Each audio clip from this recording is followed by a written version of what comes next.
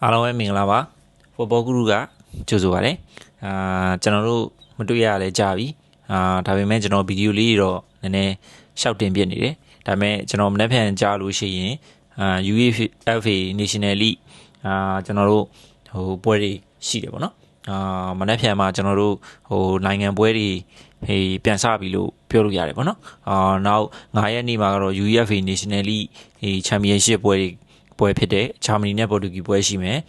ပြီးရင်နောက်ရက်မှာစပိန်နဲ့ဖရန့်ပွဲရှိမယ်ပြီးလို့ရှိရင်ကျွန်တော်တို့တတိယလူပွဲရှိမယ်ပြီးလို့ရှိရင် final ပွဲရှိမယ်ပေါ့နော်အဲ့တော့ဒီ UEFA National League ပွဲစဉ်တွေကိုဘယ်သူကချန်ပီယံဖြစ်မလဲဆိုတာကိုကျွန်တော်ဒီနေ့မှာနည်းနည်းသုံးသပ်တဲ့ဗီဒီယိုလေးလုပ်ပေးသွားခြင်းတယ်ပေါ့နော်ဒီဗီဒီယိုလေးကိုလည်းအစားဆုံးကြည့်ပေးကြပါလို့တောင်းဆိုချင်ပါတယ်အဲ့တော့ UEFA National League ကနောက်ဆုံး၄သင်းပဲကျန်တယ်၄သင်းမှာကျွန်တော်တို့ဂျာမနီရယ်ပေါ်တူဂီရယ်စပိန်ရယ်ပြင်သစ်ရယ်ပေါ့နော်၄သင်းကျန်တယ်အဲ့တော့မနေ့ဖြန်မှာဂျာမနီနဲ့ပေါ်တူဂီကန်မယ်တပတ်ခါမှာစပိန်နဲ့ပြင်သစ်ကန်မယ်ရှုံးတဲ့အသင်းကတတိယလူရမှာဖြစ်ပြီးနိုင်တဲ့အသင်းကတော့final စုဖလားကိုဘယ်သူရမလဲဆိုတာကိုလူရမှာဖြစ်ပါတယ်အဲ့တော့မနေ့ဖြန်ကန်မဲ့ဂျာမနီနဲ့ပေါ်တူဂီပွဲလေးကိုကျွန်တော်review အနေငယ်လေးလုပ်ပေးခြင်းတယ်အဲ့တော့ဒီဟာမှာကျွန်တော်တို့ပထမဦးဆုံးသိရမယ့်အချက်ကဒီ UEFA National League ပြိုင်ပွဲကို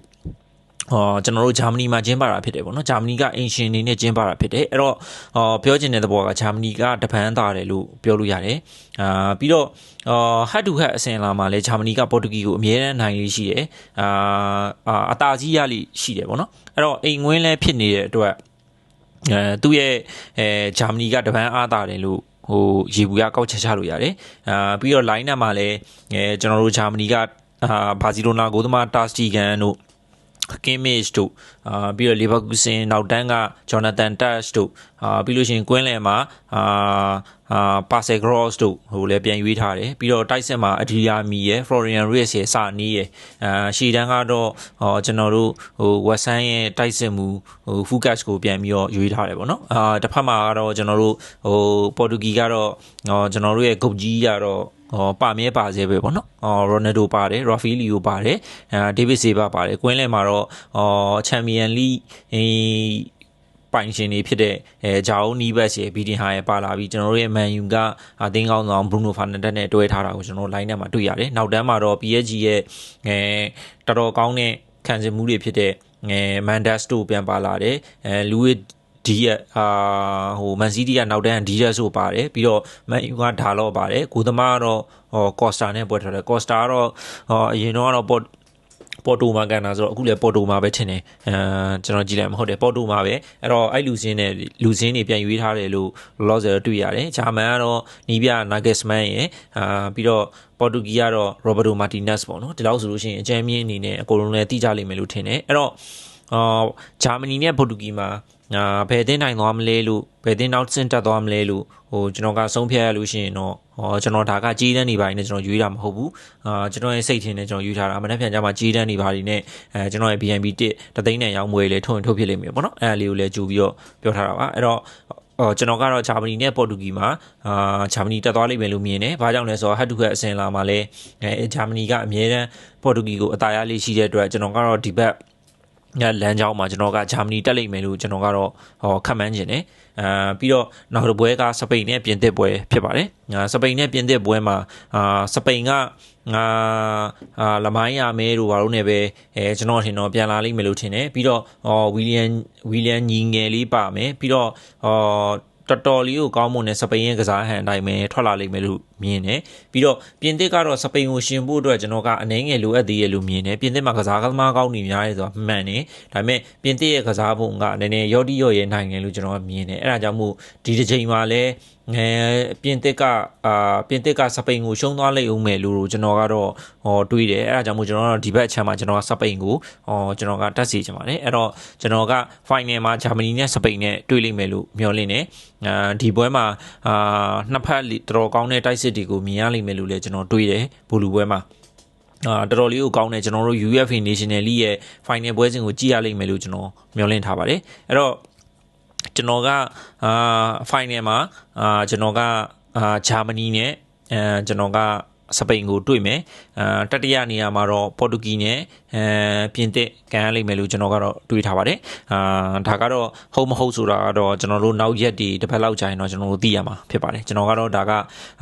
UEFA National League ပွဲစဉ်တွေကိုကျွန်တော်အကြိုက်ကိုကျွန်တော်ကပြပြပေးတာဖြစ်တာတယ်ပြီးတော့ကျွန်တော်ကfinal မှာကျွန်တော်တို့ဂျာမနီနဲ့စပိန်တွေ့လို့ရှိရင်ကျွန်တော်ရဲ့ခန့်မှန်းချက်ကတော့ကျွန်တော်ကတော့ဂျာမနီဘူဆွဲလိမ့်မယ်လို့ကျွန်တော်ကခန့်မှန်းနေပါတယ်။ဘာကြောင့်ဂျာမနီဘူဆွဲကြည့်လဲခန့်မှန်းခြင်းလဲဆိုလို့ရှိရင်ကျွန်တော်ကအကြောင်းပြချက်ရှိပါတယ်။သူတို့ရဲ့မြေမှာသူတို့ကစားတဲ့အချိန်ခါလည်းဖြစ်တယ်ပြီးတော့အနိုင်ယူတဲ့နယ်လို့လည်းကျွန်တော်ကမြင်တယ်ပြီးတော့2000ဒီ UEFA National League တွေက2018 2019မှာစပြီးတော့ကျွန်တော်တို့ပြိုင်ပွဲကျင်းပတာပေါ့နော်အဲဒီ2018 19မှာတော့ပေါ်တူဂီကချန်ပီယံရတယ်2020 21မှာပြင်သစ်ကချန်ပီယံရတယ်2022 23မှာစပိန်ကချန်ပီယံရတာဖြစ်တဲ့အတွက်ဒီတစ်ချိန်မှာတော့ကျွန်တော်ကမတူညီတဲ့ချန်ပီယံအသင်းပေါ်ပေါက်လာလိမ့်မယ်လို့ကျွန်တော်ကထင်တဲ့အတွက်ဘူလူပွဲမှာဂျာမနီကဘူဆွဲသွားလိမ့်မယ်လို့ဒီ2024-25ရာဒီ UEFA National League မှာဂျာမနီကဘူဆွဲသွားလိမ့်မယ်လို့ကျွန်တော်ကထင်တဲ့အတွက်ကျွန်တော်ရဲ့ချန်ပီယံအသင်းကိုကျွန်တော်ကတော့ဂျာမနီကိုရွေးပေးချင်ပါတယ်ဒုတိယရတဲ့အသင်းကိုတော့ကျွန်တော်စပိန်ရွေးပေးချင်ပါတယ်တတိယရတဲ့အသင်းကတော့ပေါ်တူဂီနဲ့ပြင်သစ်ကန်မယ်လို့ကျွန်တော်ကတော့တွေးထားပါတယ်ဒီအသင်းမှာတော့ဘယ်သူရမလဲတော့မသိဘူးကျွန်တော်ကတော့ဖြစ်နိုင်လို့ရှိရင်တော့ပေါ်တူဂီကိုရစီခြင်းတယ်ပေါ့နော်ကျွန်တော်တို့ရဲ့ရိုနယ်ဒိုပါတယ်ဆိုတော့သူ့ရဲ့စူးစိတ်တစ်ခုပေါ့နော်စူးစိတ်တစ်ခုရစီခြင်းနဲ့ဆန္ဒကြောင့်ကျွန်တော်ကတတိယနေရာမှာပေါ်တူဂီကိုရွေးပေးချင်ပါတယ်စတုထနေရာကတော့ပြင်သစ်ကိုရွေးပေးချင်ပါတယ်အဲ့တော့ကျွန်တော်ရဲ့ဒီနေ့ UEFA National League သုံးသက်ချက်လေးကတော့ဒီလောက်ပါပဲနောက်ရက်များမှာကျွန်တော်တို့ပြန်တွေ့ကြပါမယ်ပြီးတော့ဂျာရက်ဒီမှာလည်းကျွန်တော်တို့World Cup Qualifying ပွဲတွေရှိပါတယ်ကျွန်တော်မှခေါ်ပြမခေါ်ပြကတော့မသေးကြသေးဘူးဒါပေမဲ့UEFA National League ပွဲတွေကတော့တေချာပေါက်ကျွန်တော်သိန်းနဲ့ရောင်းပွဲတွေထုတ်မှာဖြစ်ပါတယ်တကယ်လို့ဝယ်ခြင်းသူတွေရှိလို့ရှိရင်ကျွန်တော်ရဲ့ဘာနံပါတ်3996662698ပိုက်ပါမှာလာပြီးတော့ဝယ်လို့ရပါတယ်တကယ်ကျွန်တော်ရဲ့ Telegram Channel မှာတော့ကျွန်တော်ကပုံမှန်တိုင်းသိန်းနဲ့ရောင်းပွဲထွက်လို့ရှိရင်တော့မနေ့ပြန်နေကြရင် Telegram Channel မှာတင်ပေးသွားပါမယ်အဲ့တော့UEFA National League ချန်ပီယံကဘယ်သူဖြစ်မလဲဆိုတာကိုလည်း brother တို့ရဲ့စိတ်ထင်စိတ်ကူဘယ်ဟာဖြစ်မလဲဆိုတာကိုလည်း comment လေးရေးပေးခဲ့ပါလို့ကျွန်တော်ကဒီနေ့ကနေပြောချင်ပါတယ်အားလုံးကျေးဇူးတင်ပါတယ်နောက်ရကြလို့ရှိရင် Football Group နဲ့ပြန်တွေ့ပါမယ်အားလုံးကျေးဇူးပါ